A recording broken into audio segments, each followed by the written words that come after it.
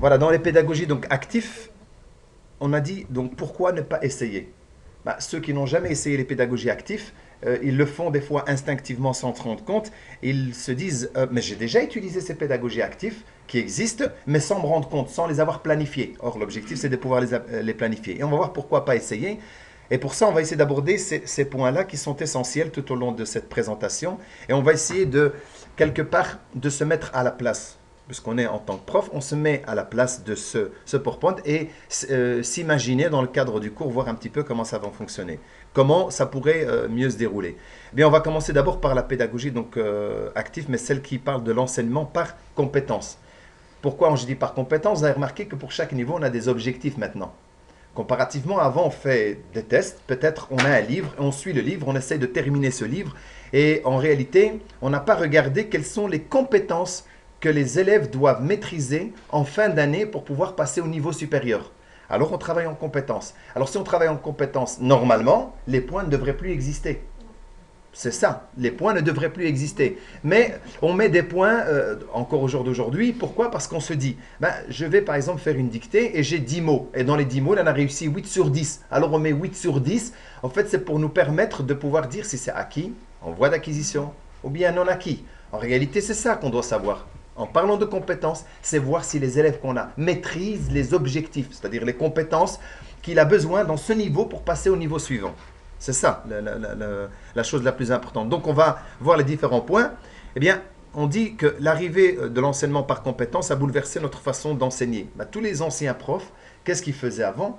Ben, ils utilisaient le cours ex cathedra. Donc en fait, on déballait toute la théorie et les élèves devaient essayer de comprendre. C'est ce qu'on faisait. Et nous, on était. Encore à l'université, ça se passe encore comme ça maintenant.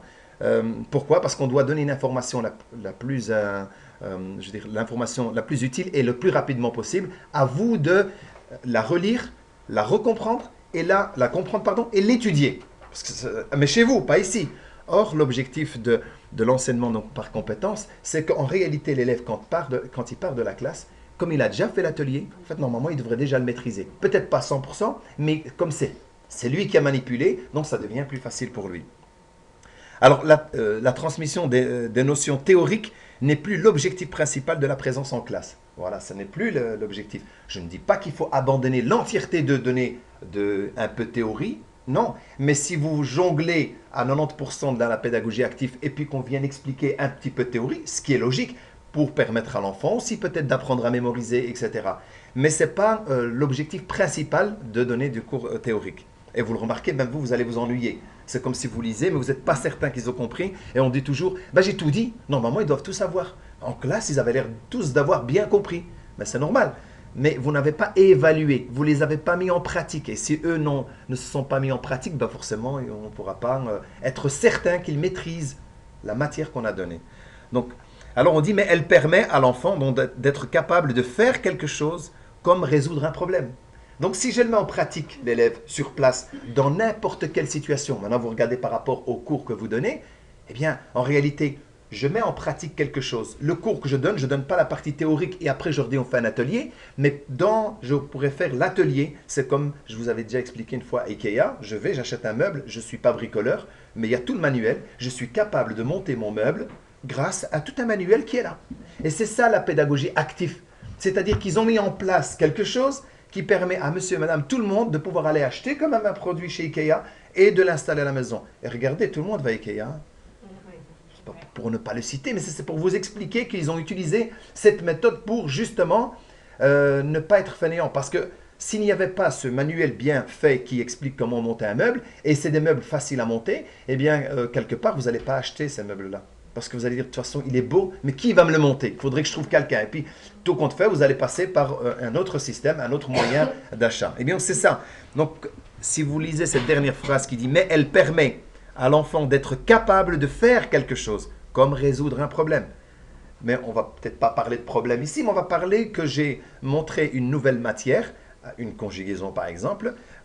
Eh bien, j'ai montré à l'aide d'un modèle. Et ils vont dire, ah tiens, quand j'écris ça, la terminaison se fait comme ça. Parce qu'on a mis en évidence les terminaisons. On a remarqué que le verbe, quand on le prend, il est toujours la même chose. Et on a mis en évidence que ça. Et bien, on lui donne un autre mot, qui est bien sûr régulier comme celui-là. On lui met, on dit, bah, vas-y, fais-le. Pourtant, il ne l'a jamais fait. Hein. Eh bien, il va le faire, il va simplement changer les terminaisons. Maintenant, quand c'est un verbe irrégulier, on part dans une partie plus théorique. C'est pour ça que je dis que quelque part, de temps en temps, on a besoin de cette partie théorique. Alors, le rôle maintenant du professeur, c'est ce qui vous intéresse probablement, parce que voir un petit peu comment vous allez vous comporter vis-à-vis des élèves. Alors, on a, donc en pédagogie active, le rôle d'un enseignant n'est plus essentiellement celui de transmettre de savoir. Alors quand je parle de transmettre, c'est vraiment la théorie. C'est-à-dire, je prends tout mon cours de manière théorique et je vous le transmets. Et vous devez encore le lire, le comprendre et puis l'étudier. Et j'avais déjà dit une fois, les filles souvent elles réétudient 2 fois, 3 fois, comparativement à un garçon qui lui lit une fois, 2 fois, et puis il essaie de comprendre, il dit ça doit être ça et c'est bon. Mais les filles elles vont toujours un peu plus loin. Enfin c'est prouvé, hein, c'est pas moi qui dis ça, c'est parce que selon les statistiques on a remarqué que les filles elles réétudient encore. Et donc une des raisons pour laquelle elles ont souvent de meilleures notes que les garçons. Donc vous avez compris, donc ici c'est vraiment le rôle d'un enseignant n'est plus essentiellement de transmettre un savoir. Il est aussi donc un accompagnateur, un guide, un coach. Donc maintenant, quand vous allez dans n'importe quel club sport, mais si il faisait à votre place l'activité sportive que vous devez faire, mais vous n'allez jamais savoir le faire. Donc il vous accompagne, il vous montre comment le faire, mais c'est vous qui faites la manipulation, ce que vous devez faire dans l'activité sportive. Et alors vous arrivez à le faire. Comme pour un footballeur, si c'est l'entraîneur qui joue et qui montre, tu vois, c'est simple, et puis il part. Non, il faut que l'autre manipule et il le corrige. Vous voyez, donc c'est ça qu'il faut qu'on fasse. On doit être un guide, un accompagnateur, un coach pour guider l'élève, pour lequel on a préparé à l'avance quelque chose qui fait qu'il travaille tout seul. Et vous allez remarquer, si vous mettez en place, bien sûr ça prend du temps, je ne dis pas que ça se fait vite fait, mais sur toute l'année, vous en faites 4, 5, 6 modèles qui font que c'est eux-mêmes qui travaillent tout seuls à l'aide de quelque chose que vous avez travaillé vous-même et non plus qu'à suivre. Mais en réalité, vous faites quoi en classe? Rien, hormis le fait de passer dans les bancs et s'assurer que tout fonctionne bien. Vous ne donnez plus cours, mais c'est eux qui travaillent et plus vous. Et c'est ça. Et vous pouvez faire plusieurs activités, parce que s'ils ont fini celle-là, il y en a qui avancent plus vite que d'autres, et qu'ils aient la possibilité de pouvoir progresser plus rapidement qu'un autre, parce qu'il est plus doué qu'un autre. Mais la base, ils doivent tous maîtriser, on va dire, certaines compétences, mais s'il va plus vite, on ne va pas le freiner, on va faire des ateliers en plus. Ça demande du temps, j'en suis tout à fait conscient, mais néanmoins, si on commence au début à préparer un manuel de comment faire pour pouvoir faire le cours, en donnant des exemples, eh bien, on donne les feuilles, c'est eux qui vont suivre. Nous, qu'est-ce qu'on a toujours tendance à faire? Eh bien, on prend le tableau, tout ce qu'on aurait pu mettre sur feuille, on le fait sur tableau. Et tout le monde suit en même temps là. En réalité, on aurait pu donner les feuilles dans lesquelles il y a toutes ces indications qui sont dedans. Le tableau va servir simplement pour quelque chose qui est mal compris pour pouvoir le faire au tableau. Encore au jour d'aujourd'hui, on travaille toujours l'autre système, hein, mais c'est la meilleure des solutions. Parce qu'à ce moment-là, ils ont le modèle à suivre, il est sur feuille. C'est simplement s'il y a une mauvaise compréhension du modèle. Et ça vous aidera vous-même à l'améliorer la fois d'après, parce que vous allez remarquer que de la manière que vous avez fait votre modèle, il y a certains élèves qui n'ont pas bien compris comment assembler, on va dire, le meuble, mais ici c'est comment assembler les éléments pour pouvoir faire leur exercice. Vous voyez vers quoi je vais, hein? C'est quelque chose de très important. Ah, donc maintenant, tu me dis, j'oublie. Ah oui, si je vous le dis, mais vous n'avez pas pratiqué, je vous le dis maintenant, vous partez, vous avez oublié. En réalité, ce que je suis en train de faire avec vous, moi je fais que de la transmission là, parce que je ne vous rends pas actif.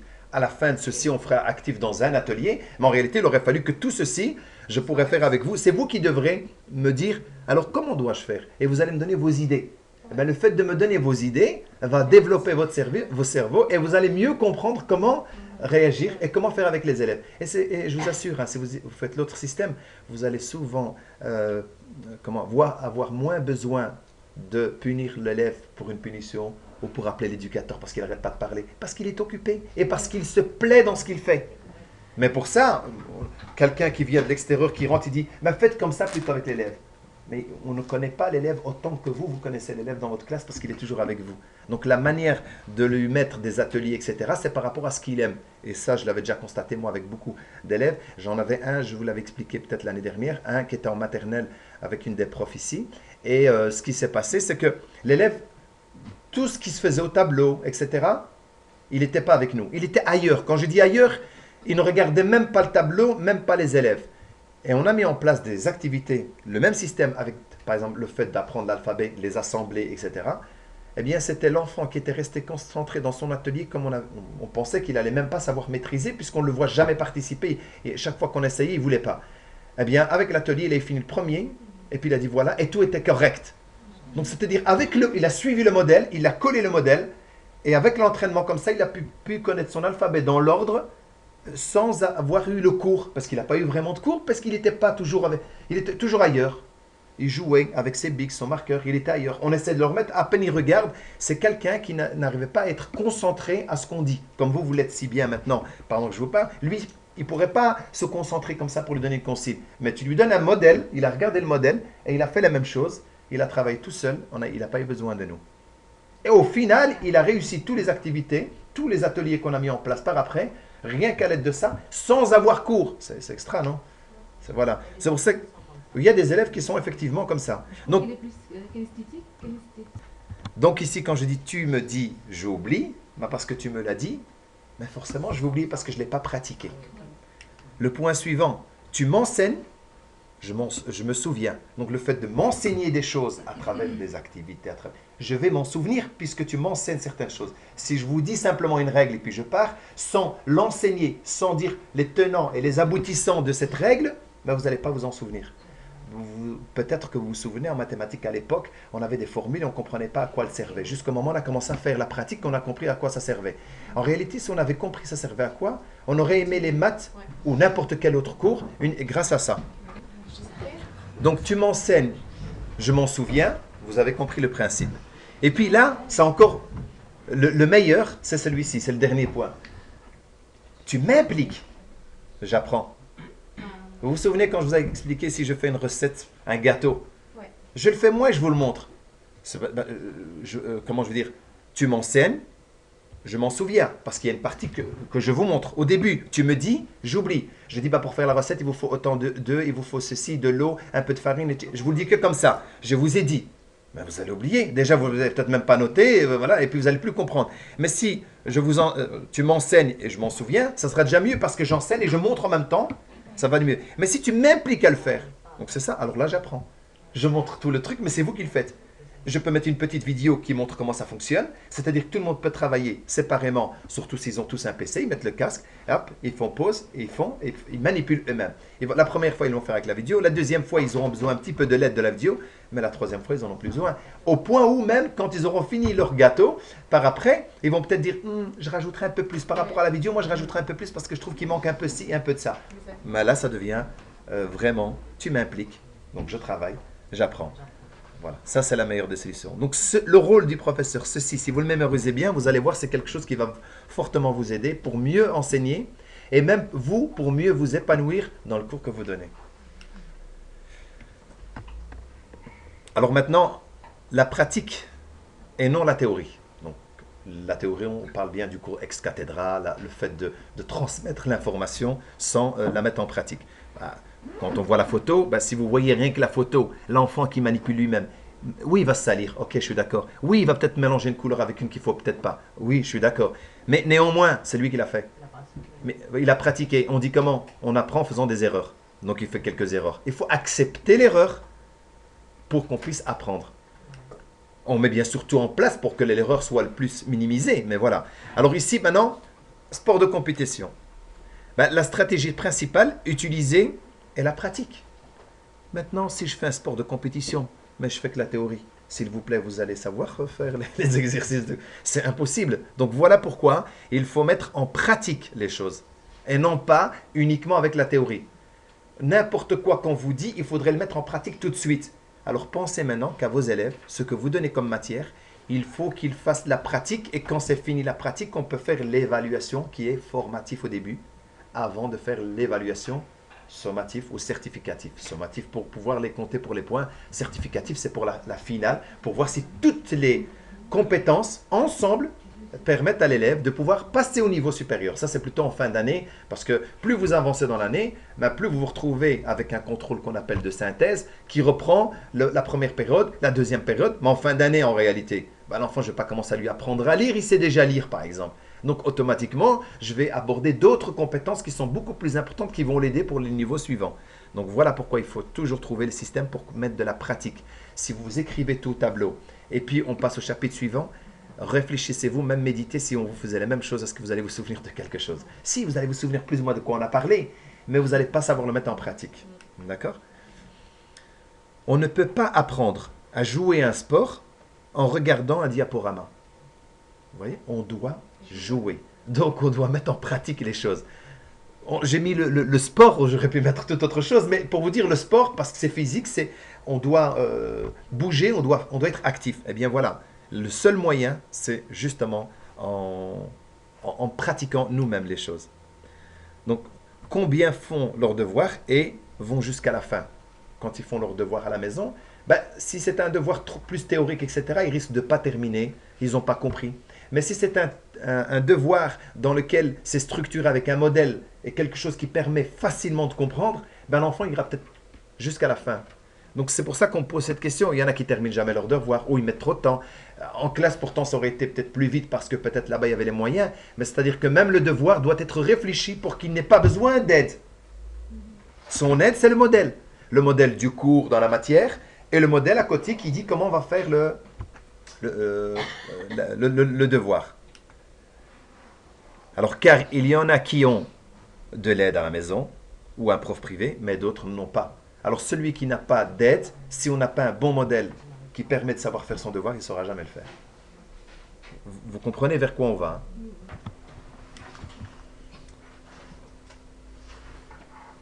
Alors, un prof dévoué, l'objectif c'est ça en réalité, c'est que quelque part, on aimer donner cours. Enfin, on est là parce qu'on aime bien donner cours, mais que ça devient un plaisir. Quand on dit choisir son métier, on ne choisit pas son métier par rapport au salaire. Si, on pourrait choisir par rapport au salaire, mais il faut le choisir qui vous plaise. Parce que si je choisis un salaire qui me rapporte, je ne sais pas, 5-10 000 euros par mois, mais que ça ne me plaît pas de le faire, croyez-moi bien que la santé va en prendre un coup. Vaut mieux choisir le métier qu'on aime faire, même si on touche moins, on sera plus heureux dedans. Voilà. D'accord? Donc ça, il faut bien regarder ça. Et donc ici, on va regarder un petit peu. Malgré que les professeurs sont dévoués, attentifs à leurs élèves, beaucoup d'élèves s'ennuient en classe. Vous dites, mais j'aime mon cours, j'aime bien donner cours, et malgré ça, ça ne va pas. Donc quelque part, ça risque de vous toucher vous-même et se dire, je crois que je dois changer de métier, je suis peut-être pas fait pour ça. Non, c'est pas ça. C'est qu'il y a des moyens, il faut aller chercher les moyens qui nous permettent de pouvoir mettre ça en place. Donc, ce n'est pas facile de rester attentif. Tout ceci donne un sens aux pédagogies actives où l'élève est le principal de ses apprentissages et le professeur un coach. Voilà ce qu'il faut faire. C'est-à-dire que vous devez impérativement, donc pour pas qu'ils s'ennuient, c'est eux qui doivent être actifs. Vous devez simplement les encadrer. Alors pour faire ça, vous allez me dire, ah bah oui, mais il y a du travail derrière. Mais c'est ça que je disais tout à l'heure, il faut aimer donner cours. Il y a toute une préparation de leçons. Pour vous présenter ça, je ne l'ai pas pris comme ça, je l'ai mis. Je l'ai médité, je l'ai réfléchi, je l'ai revisualisé, j'ai pensé à votre place. Parce que si je donne ça à un autre groupe de profs qui n'ont jamais donné cours encore, mais je ne pourrais pas l'aborder et vous l'expliquer de la même manière que maintenant. Vous comprenez? Parce que si le prof n'a jamais donné cours, il ne comprendra pas ce que je suis en train de dire. C'est-à-dire que je peux garder le même fond, mais je dois peut-être mettre d'autres phrases qui vont permettre à un prof qui n'a jamais donné cours de comprendre ceci, de comprendre comment ça fonctionne dans la réalité. Et donc ici, vous avez déjà donné cours, vous avez déjà vu que les élèves ne sont pas attentifs. Vous avez remarqué qu'ils s'ennuient. Ou bien, ils n'arrêtent pas de parler en classe. En fait, quelque part, il faut se poser la question, c'est peut-être eux, c'est parce qu'ils s'ennuient, c'est tout. Il ne faut pas se dire, non. Mais ils ne veulent pas écouter, ils veulent pas. Non, il faut réfléchir justement à notre méthode de donner cours. En réalité, eux, s'ils sont actifs, ils ne s'ennuieront pas. Mais ils doivent être actifs dans quoi? Uniquement dans ce qu'ils aiment. Mais pour savoir ce qu'ils aiment, moi je peux remplacer une des classes que vous avez, mais même si je remplace, ça ne veut pas dire que je vais savoir bien maîtriser. Il me faut un petit temps pour que moi je puisse d'adaptation, pour connaître les élèves, ce qu'ils aiment, ce qu'ils n'aiment pas, etc. Et à ce moment-là, oui, là je pourrais commencer à changer mes méthodes. Ça veut dire qu'au début vous allez faire, à l'aide de vos préparations de leçons, des pédagogies actives que vous allez noter, non pas, comme j'ai dit au début, avant de commencer le cours, non pas comment me dire, tiens, moi je vais aborder tel sujet, telle matière, c'est bon. Et vous allez dire, de toute façon, je vais mélanger les pédagogies, je vais voir, parce que j'ai l'habitude. Non, il faut imaginer les pédagogies actives que vous allez utiliser, d'animation, de groupe individuel, etc., d'audiovisuel, Et puis quand vous allez les tester les premières fois, vous allez vous rendre compte avec ces élèves-là, ça va ou ça va pas. Et grâce à votre préparation de leçon, vous pouvez mettre des petites annotations à côté pour dire que ils n'aiment pas ce système-là, eux. Ils n'accrochent pas. Ou alors ils ont accroché, mais après 10 minutes, ils n'accrochent plus. Donc ça veut dire que je peux le faire, mais plus court. Quand je vous expliquais qu'il faut varier son cours tous les plus ou moins 20 minutes, 15 minutes, ça dépend bien sûr les cours. Le fait de varier, eh bien, ne donne pas le temps à l'élève de s'ennuyer. Voilà, c'est ça, d'accord? Donc ici, restez dans cet esprit de vous dire que c'est l'élève qui doit apprendre, moi je dois être un coach. C'est-à-dire que moi je dois préparer tous des ateliers modèles qui vont permettre aux élèves d'avancer tout seuls. On devrait normalement, pour chaque week-end, imprimer pas mal de feuilles avec des modèles de comment eux doivent réaliser les choses. Et alors là, ça ira beaucoup mieux. On donne un exemple de comment ça fonctionne. On leur donne, ils vont comprendre. Ah, il faut faire comme ça. Eh ben moi, je fais les autres exercices. Je n'ai pas besoin que la prof m'explique ce que je dois faire dans cet atelier qu'on m'a donné, puisque dans l'exercice qu'on m'a donné, dans lequel je dois m'entraîner, il y a déjà un modèle, deux modèles, trois modèles. Avant, je n'ai plus qu'à compléter. Donc, ils travaillent tout seuls. On donne le sens de la leçon, à quoi ça sert, ce sujet de matière, mais c'est tout. Et le reste, ils vont travailler eux-mêmes. D'accord ? Dans sa globalité, je peux comprendre qu'il y a certaines choses qui varient. Alors ici, maintenant, regardez, attentif. Moi, je vous ai dit plus ou moins 15-20 minutes. Mais en réalité, ça, c'est pas moi qui le dis, ça a été prouvé, c'est que les élèves sont attentifs pendant 10 minutes, plus ou moins. Alors, après les 10 minutes, ben, ils commencent à changer d'attitude. Alors, des études ont montré que lors d'un exposé théorique, un élève peut rester concentré durant 10 minutes. Donc, ce n'est que la partie théorique. Vous êtes concentré depuis tout à l'heure plus longtemps. Heureusement, parce que là, vous venez chercher une petite science et de la mettre en pratique. Donc, c'est différent parce que vous êtes curieux et vous attendez des informations pour essayer de les mettre en pratique. C'est ça la différence. L'élève, lui, vient parce qu'on l'a obligé de venir. Ça, c'est une chose.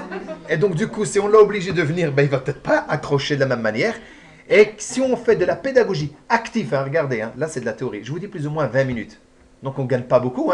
Normalement, si on passe d'un élève qui est concentré seulement pendant 10 minutes pour la partie théorique, il faudrait qu'un moment actif, pour un atelier, il devrait tenir 1 heure, 2 heures peut-être. Mais regardez, même ça, c'est plus ou moins 20 minutes. Il faut vraiment, ou alors il faut faire des différents ateliers différents. Et alors à ce moment-là, ils ont fini, ils font des tournantes. Mais l'atelier en elle-même va peut-être durer 15-20 minutes. Ils ont fini, puis ils passent au suivant, ils passent au suivant. Sauf si vous faites des jeux, souvent ça dure plus longtemps. Un jeu constructif, évolutif, dans la matière. Maintenant, croyez-moi bien, moi je donne les cours d'informatique, eh bien j'ai, pour la programmation, pour apprendre à programmer, donc à créer un programme, il fallait connaître les codes, comment les utiliser. Ce ne sont que des conditions. Si il arrive ça, vous faites ça. Sinon, c'est ça. C'est ça simplement. Si j'ai celui-ci qui est ouvert, alors tu ouvres ça. S'il est fermé, alors non, tu fais ça. Vous voyez, c'est que des conditions. Eh bien maintenant, ce qu'ils ont fait, ils ont fait des jeux, puisque les enfants aiment le jeu. Pour avancer dans leur jeu, il faudrait que je vous montre une fois ce modèle-là. Eh bien, ils ont créé, ils ont marqué les codes à taper. On tape les codes et le personnage bouge. Ah, pour monter un étage, comment on dit sauter, comment on dit ça? Eh bien, là, si la porte est fermée, alors il doit tourner pour aller à droite. Eh bien, il tape les commandes, c'est à côté. Et les élèves jouent, et pendant des heures, c'est normal, c'est un jeu. Mais ils, sans se rendre compte, ils ne font que répéter des commandes qui sont les mêmes, et à la fin, ils savent programmer seulement en jouant. Qu'avant, nous, quand on avait appris en informatique, il n'y avait pas de jeu, on faisait que du code, et on ne voyait pas le résultat tant qu'on n'avait pas fini le code complet. Validé, et puis on le fait, et puis on lance le programme, et on voit s'il fonctionne ou pas. Et il ne fonctionne pas, on recommence tout. Là, non. Étape par étape, vous voyez le jeu à côté qui bouge tout seul. Il faudrait que je vous montre une fois ça. C'est peut-être moins intéressant pour vous dans ce domaine de l'informatique, mais pour vous dire, c'est-à-dire que je tape quelque chose et ça agit à côté. On aurait pu imaginer la même chose maintenant avec notre cours. S'il tape le bon mot, l'autre, il va le dire en arabe ou le traduit en français, par exemple, dans le cas qu'on fait nous ici. Vous voyez? Donc, il faut donc rendre nos élèves actifs en classe. C'est eux qui doivent être actifs pour ne pas s'ennuyer.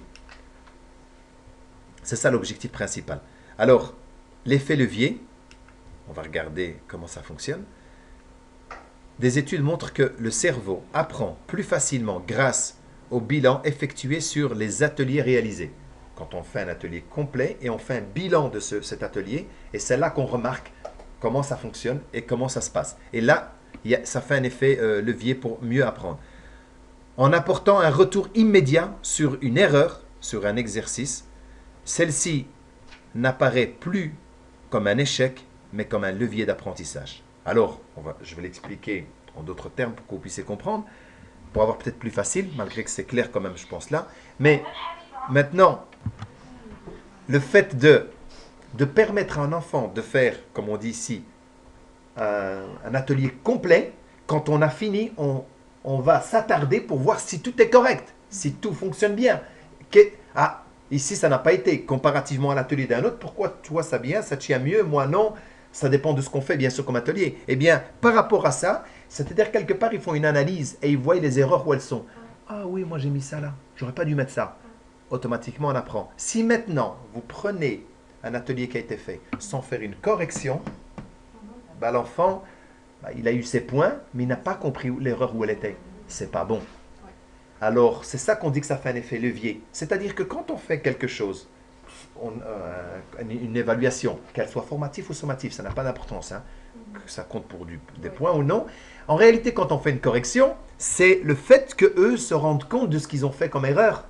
Et s'ils ont fait une erreur, on dit bien, c'est en faisant des erreurs qu'on apprend. Et grâce à ça, ils ne feront plus l'erreur. Donc, il faut impérativement faire toujours des corrections, que ce soit une dictée, que ce soit n'importe quoi.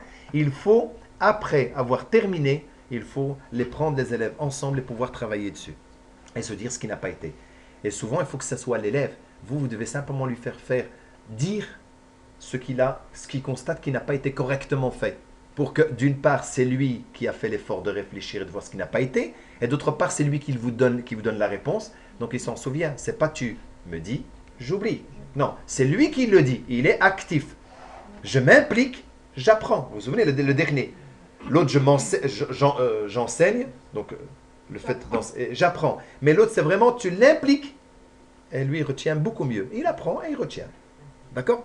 Donc, c'est ça qui fait l'effet levier pour aider l'élève à mieux comprendre la matière. C'est-à-dire à la correction des ateliers qu'ils ont faits. Peu importe ce que c'est, mais il faut une correction.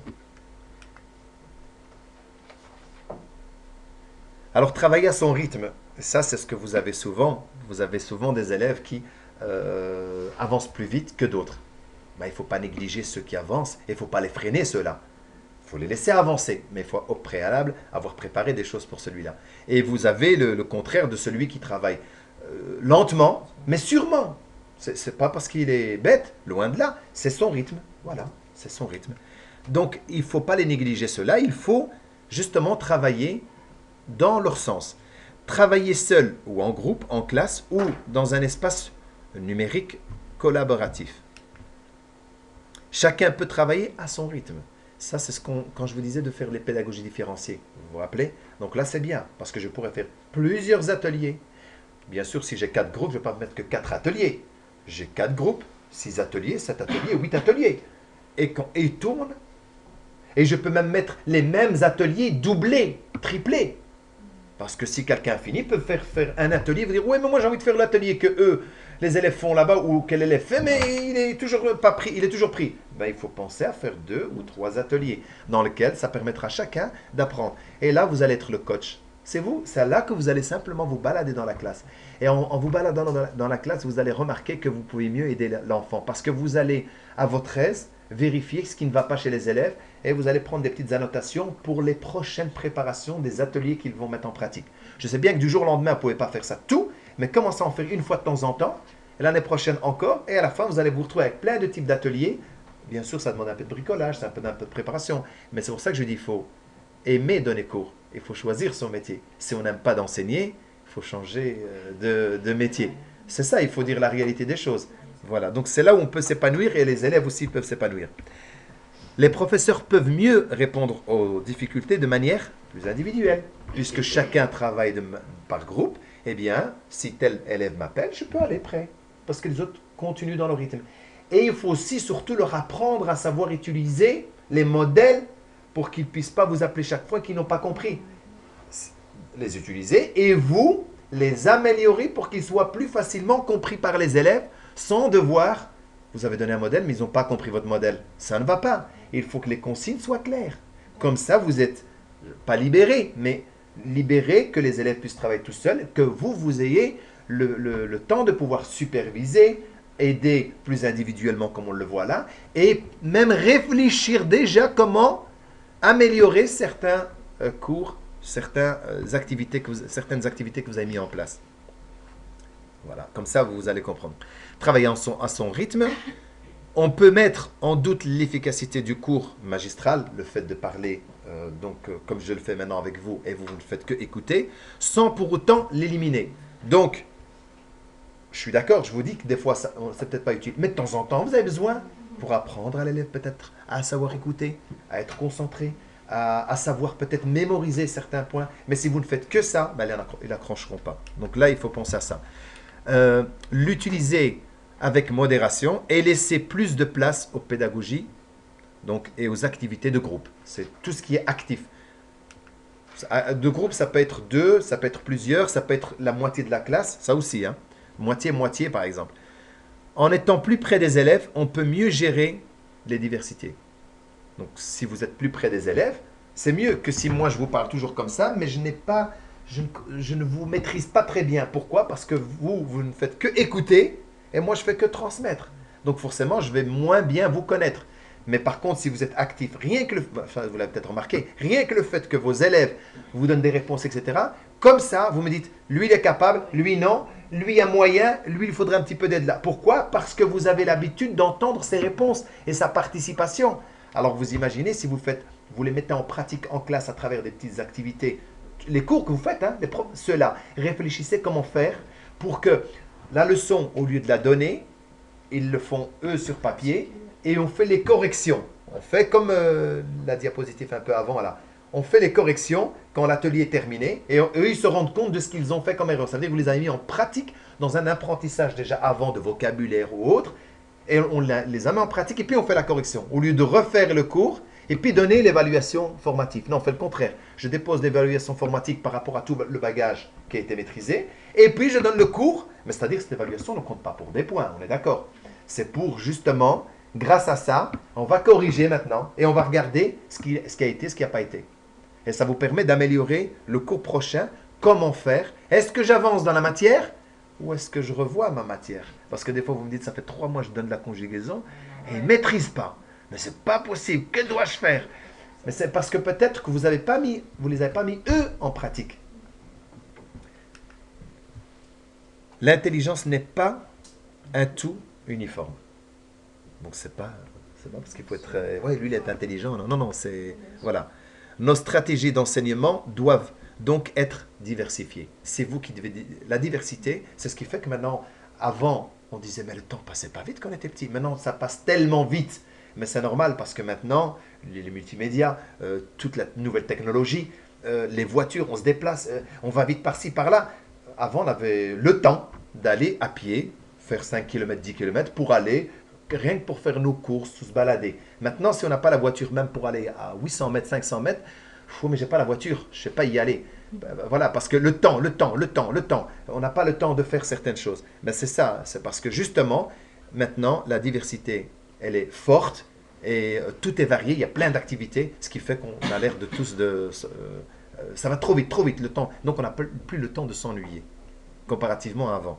Et ça, si vous faites la même chose avec les élèves qui sont toujours actifs, qui sont toujours en train de faire quelque chose, ben, ils ne s'ennuieront pas. Quand vous avez que c'est l'heure, eux, ils ne seront pas encore sortis de la classe. Ça m'arrive, par exemple, moi, dans les cours d'informatique, parce que je leur ai dit, je vous avais expliqué, moi, en début d'année, je leur demande, est-ce qu'ils aiment le cours d'informatique? J'explique c'est quoi, ce qui les attend, etc. Je montre quelques exemples.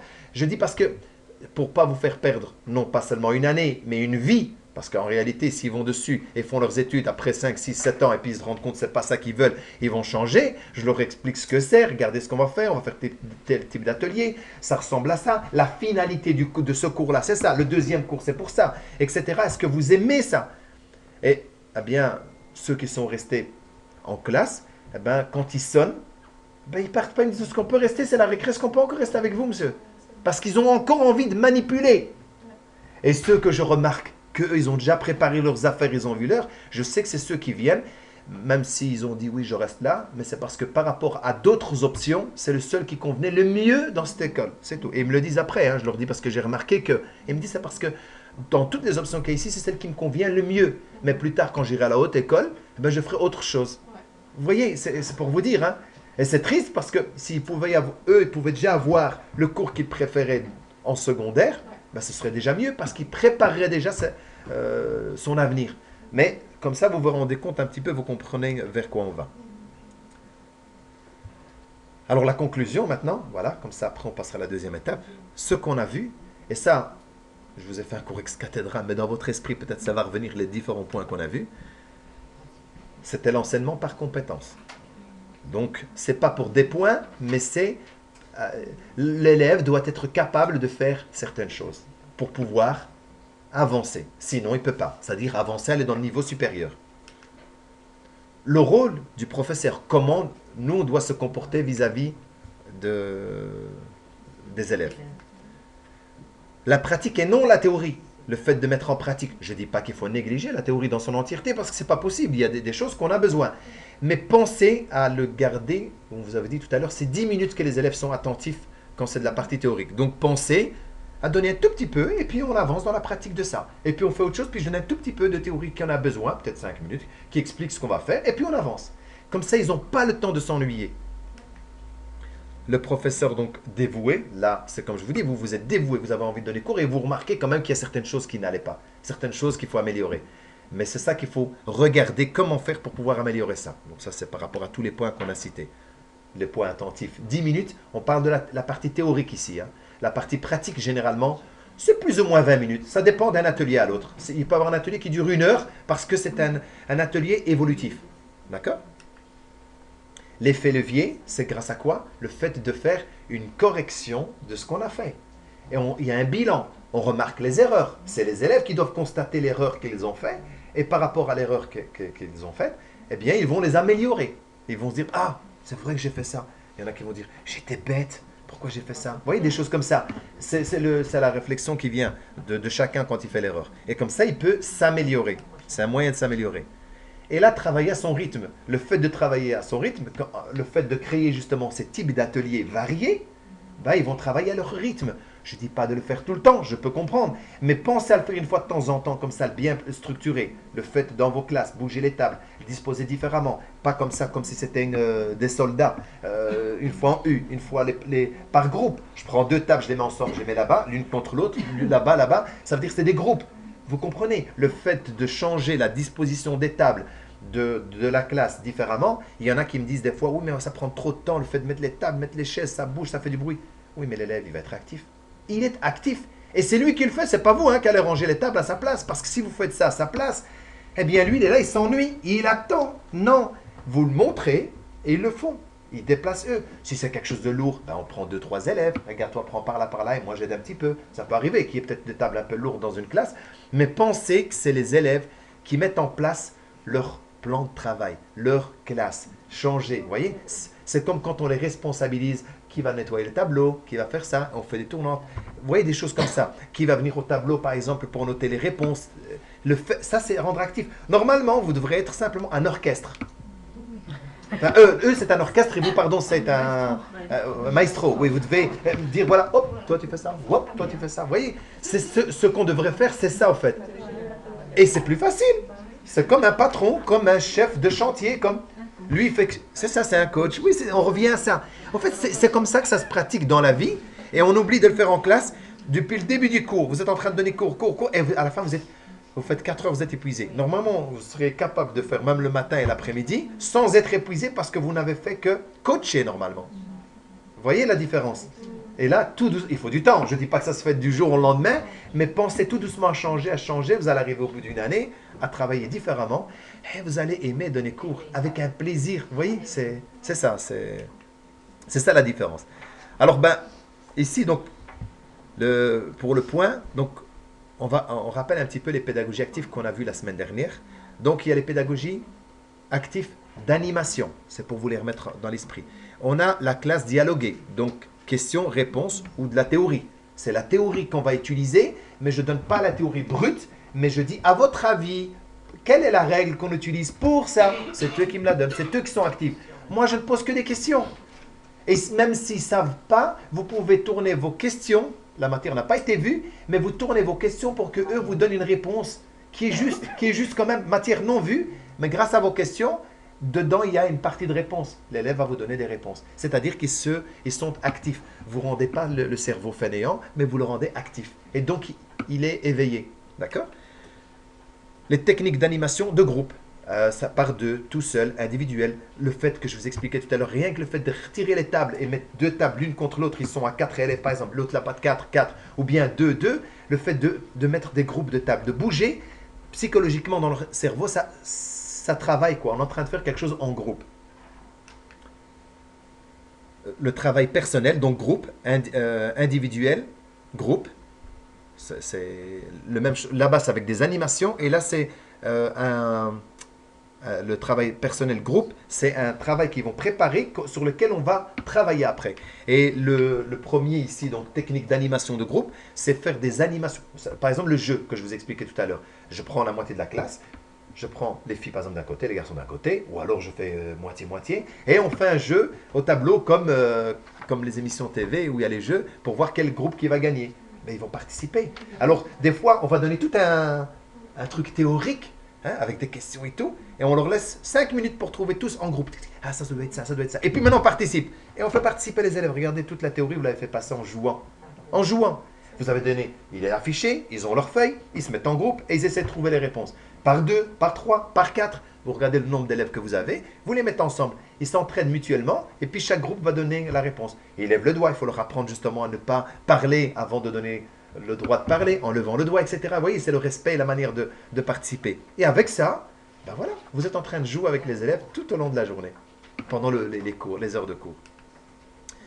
L'audiovisuel qu'on néglige souvent, comme maintenant rien qu'avec la projection, ben, ça aide, parce que regardez, je parle, mais ceci, c'est quand même un support d'aide pour vous. Même si, à un moment donné, vous êtes parti, vous avez pensé ailleurs, hop, vous avez vu sur quoi je parle, l'audiovisuel. Donc l'audiovisuel, attention, ça peut être comme maintenant la projection, mais ça peut être que de l'audio, ça peut être que du visuel sans son, pour les faire parler eux. Par exemple, je peux mettre quelque chose, je coupe le son exprès, et ils sont en train de parler, et eux doivent deviner qu'est-ce qui a été dit, qu'est-ce qui a été fait. Là, vous faites sortir, comme ça ils parlent eux-mêmes. Voilà. Alors, les pédagogies actives de didactique. Alors là, c'est quoi? C'est tous les jeux, les simulations de rôle, etc. C'est tout ça, ces parties-là. Comportemental, essai, erreur. Vous faites quelque chose qu'ils doivent essayer, ils font une erreur et puis ils corrigent la chose. Différencier, c'est les différentes pédagogies. De projet, j'avais expliqué la semaine dernière une partie de ça, le projet. Vous faites soit un projet pour toute la classe à la fin de l'année ou pour participer à un concours, etc.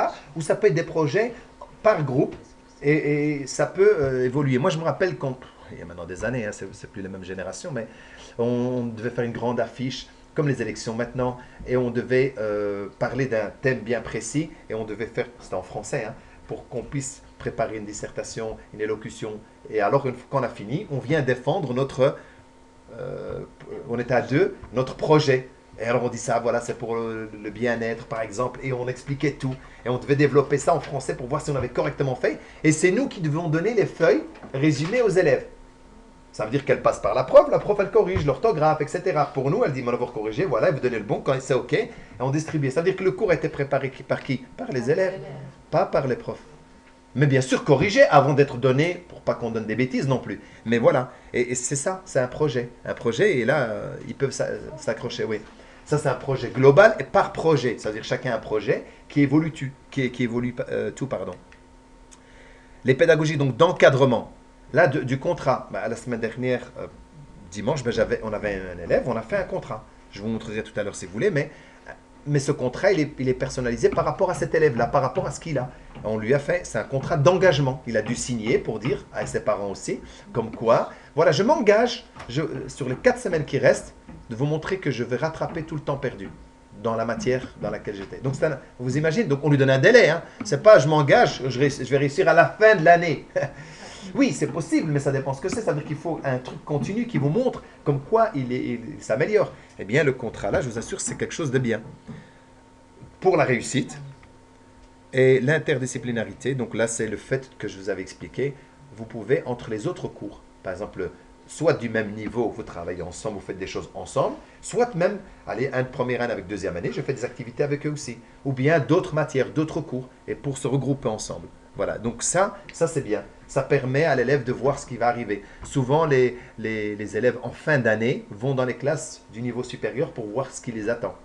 Alors ceux de cette classe-là donnent une impression de toute la matière qui sera vue l'année suivante. Alors voilà, maintenant ici, ben, une fois qu'on a fini cette partie, donc là vous avez la conclusion, elle est finalisée, j'ai ici la pédagogie active, ben, en réalité c'est ça, c'est la préparation de passer maintenant dans un atelier. Eh bien maintenant on va passer dans un atelier. L'atelier ici consiste en quoi? Ben, je vous avais dit donc la semaine dernière par rapport au plan, au planning annuel, vous vous souvenez? Oui. Eh ben, par rapport à ce planning annuel, on va travailler ce planning annuel en pratique, puisque je vous avais dit le deuxième thème, c'était justement ça. Vous allez recevoir après, mais dans l'immédiat, vous n'avez pas besoin de ça, on va travailler sur un planning annuel sur un format Excel. Donc là, pour cette partie, c'est bon, donc on va faire la partie atelier.